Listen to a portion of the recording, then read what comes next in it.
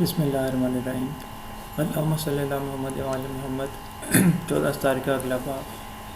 آپ ہماری ویڈیوز کو شیئر، سبسکرائب اور لائک ضرور کریں۔ حضرت محمد صلی اللہ علیہ وسلم کے مشہور اصحاب اور ان کی شہادت۔ حبیب ابن مظاہر، جناب حبیب ابن مظاہر ابن رحاب ابن اشتر ابن تنجوان ابن فقس ابن ظریف ابن عمر بن قیس ابن حارث ابن ثعلبہ ابن دغان ابن اسد ابو القاسم الاسدی کے بیٹے محمد صلی اللہ علیہ وسلم کے بچپن کے دوست تھے۔ انہیں رسالت محمد صلی اللہ علیہ وسلم کے صحابی ہونے کا بھی شرف حاصل تھا۔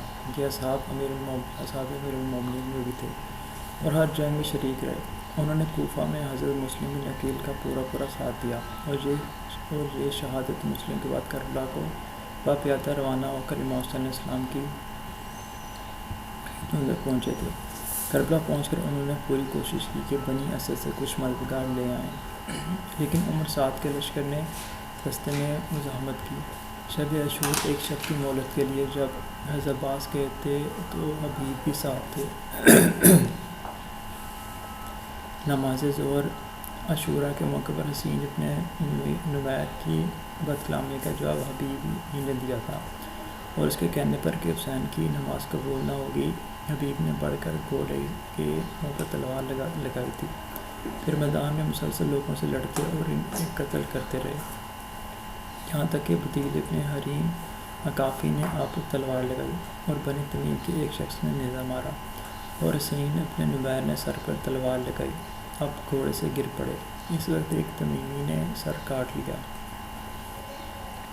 حبیب کی شہادت کے بعد محمد صلی اللہ علیہ وسلم نے انتہائی درد انگیز لہجے میں کہا، اے حبیب، میں تم کو اور اپنے اصحاب کو خدا سے لوں گا۔ زہیر ابن کین، جناب زہیر کین ابن قیس نمازی بجلی کے بیٹے تھے۔ یہ قوم کے سردار اور رئیس تھے۔ 60 ہجری میں محمد صلی اللہ علیہ وسلم کے ساتھ ہوئے۔ شب عاشور حضرت عباس جب ایک شب کی مہلت کے لیے آگے بڑھے تو آپ کے ہمراہ زہیر بھی تھے۔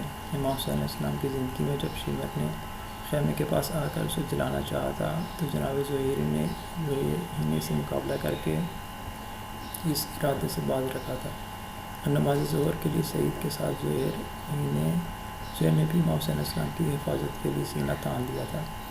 آپ نے میدان میں زبردست جنگ کی، بلاخر کثیر ابن عبداللہ شیبی اور مہاجر ابن اوس تمیمی نے آپ کو شہید کر دیا۔ شہادت کے بعد محمد صلی اللہ علیہ وسلم لاش پر تشریف لائے اور کہا، زہیر، خدا تم پر رحمت نازل کرے اور تمہارے قاتلوں پر جو بندروں اور ریچھوں کی طرح مسک ہوں گے لعنت کرے۔ نافع ابن حلال، جناب نافع حلال ابن نافع ابن جمل ابن سعد العشیرہ ابن مدج جملی کے بیٹے تھے۔ آپ شریف النفس، سردار قوم، بہادر اور قاری قرآن، راوی الحدیث تھے۔ آپ ہر جنگ میں امیر المومنین کے ساتھ رہے۔ کربلا میں جب حضرت عباس پانی کی